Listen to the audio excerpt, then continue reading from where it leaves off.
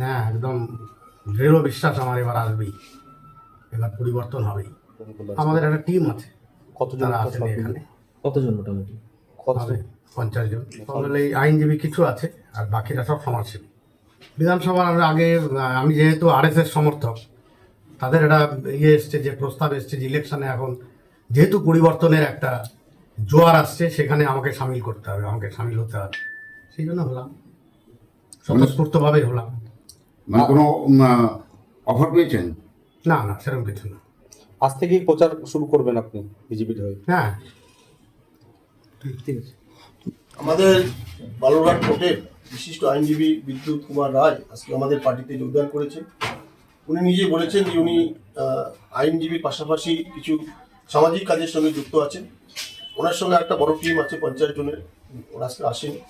আর আমরাও আজকে কলকাতা থেকে ফিরলাম খুব শর্ট টাইম।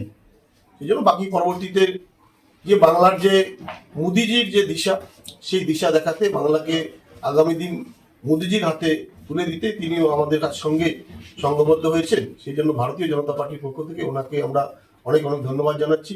এই মহাযুদ্ধে ওনার সঙ্গে আরো 50 জন ওনারা আসবেন। আজকে শর্ট টাইম জন্য আসতে পারেনি, আগামী দিনে ওরা আমাদের সঙ্গে যোগদান করবেন। আজকে দক্ষিণ দিনাজপুর জেলা কার্যালয়ে দলীয় পতাকা তুলে দেব। আর ওনাকে আমি সর্বপ্রথমে